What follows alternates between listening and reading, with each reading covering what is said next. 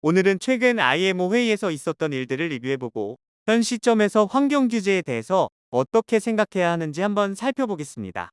그 전에 최근 조선해운 시장에서 벌어지는 일들을 간단히 정리를 해보면 먼저 입찰 부진으로 인해 현대 LNG해운 매각이 잠정 중단됐습니다. IMM 컨소시엄 측은 6천에서 7천억 원 정도를 원하는데 해당 가격대는 너무 높아서 입찰하는 곳이 없다고 하죠. 물론 HMM이 5천억 원 정도의 인수 관심을 보였지만 금액 이견 차이로 인해 결렬이 됐고, 그래서 당분간 인수건과 관련해서는 큰 변화가 없을 것 같다는 예상이 많습니다. 현재 현대LNG해운 같은 경우 정부에서는 국내가 아닌 해외 매각은 우려하고 있는데 그 이유는 안보 때문인데요. 한국가스공사에서 가장 많은 도입 물량을 맡고 있는데 만약 이런 상황에서 해외 매각되기라도 하면 LNG 수급에 구멍이 뚫릴 수도 있는 게 아니냐는 우려가 있기 때문입니다. 그렇지만 정부에서는 직접적으로 이걸 드라이브할 수 없어서 고심이 깊다고 하죠. 그렇다고 정책 금융을 투입하자니 그나마 인수할 수 있는 후보군이 HMM인데 HMM 역시 매각 진행 중인 상황에서 매각 대금만 놓아져서 이조차도 대안이 아닌 실정입니다.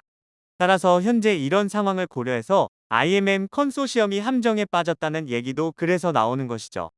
다음으로는 최근 중고 LNG 성가가 계속 상승하고 있다는 내용인데요.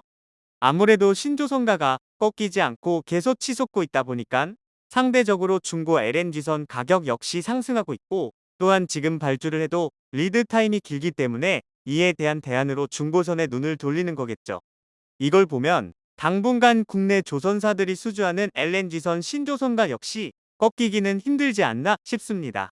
세 번째로는 지난 주말에 중국의 철강 업체들이 성명 발표를 했습니다.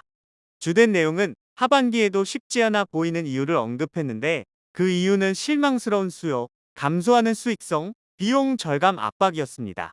특히 중국 철강협회는 최근 철강 수요가 중요한 전환점에 도달했다고 주장했는데 결국 이 말은 철강 수요가 피크를 찍고 꺾였다고 주장하는 거죠.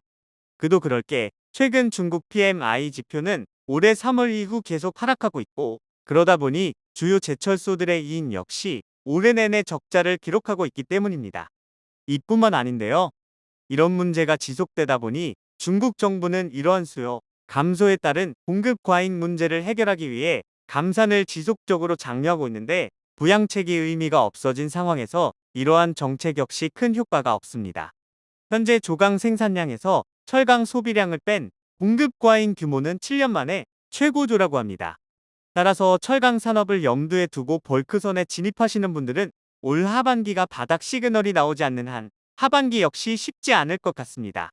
마지막으로는 오늘 메인 이슈인 IMO 연례 회의를 좀 살펴보려고 하는데요. 먼저 IMO 즉 국제해사기구에서 최근에 2025년까지 해운 산업의 넷제로, 그러니까 탄소 순배출량을 0으로 만들겠다는 목표를 세우면서 친환경 전환 시계도 빨라졌다는 글들이 많은데, 이번에 IMO는 연례회의에서 회원국들의 감축 목표를 2050년까지 100%로 상향하면서 2030년까지는 20%, 2040년까지는 70%의 온실가스 배출을 줄여야 합니다. 물론 이건 의무적으로 그렇게 해야 하는 건 아니고 점검 차원의 가이드라인인 것이죠. 아마도 2050년에 배출량 0을 언급한 이유는 보통 선박 한 척의 설령이 25년 정도 하니깐 현 시점에서 2050년이면 가서 연료를 사용하는 선박은 모두 폐선되거나 퇴출될 거라고 보고 있기 때문일 텐데, 그런데 문제는 이게 가능하려면 어떻게 연료를 공급할 것인지에 대한 교통정리가 되어야 합니다. 그러면 정말 이게 실현 가능성이 있을까요? 이 기사를 보면 이런 비유가 나오는데요. 한 농구팀이 챔피언십 시리즈에 진출했는데 챔피언십 시리즈라는 건 파이널 시리즈라고 생각하시면 됩니다. 그런데 보통 팀에는 슈퍼스타가 있기 마련이지만, 그런데 한편으로는 핵심 선수가 아닌 백업 선수가 빛을 발하기도 하죠. 그러니깐 이 비유의 취지는 성공적인 경기가 되려면 때때로 잘 알려지지 않은 선수들의 활약도 중요하다는 것입니다. 마찬가지로 현재 해운업에서도 주도적으로 플레이하는 선사들이 있지만 그들만큼 중요한 건 역시 작은 중소형 선사들입니다. 이들도 의미 있는 노력을 같이 할 때 규제가 의미가 있는 것이죠. 또한 현재 IMO가 주도적으로 이 일을 추진하고 있지만 비단 탄소 배출 문제는 지역, 국가, 산업들도 적극적으로 도와줘야 합니다. 대표적으로 미국의 인플레이션법이 여기에 해당하겠죠. 그리고 2026년에 재검토되는 CIA 규제 역시 어떻게 바뀌는지도 봐야 할 겁니다. 그래서 현재 임기택 유엔 사무총장은 2030년까지는 걱정하지 않는데 문제는 2040년이라고 언급한 이유를 보면 적어도 탄소 배출 문제가 실효성을 보이려면 2030년은 지나야 할 것 같습니다.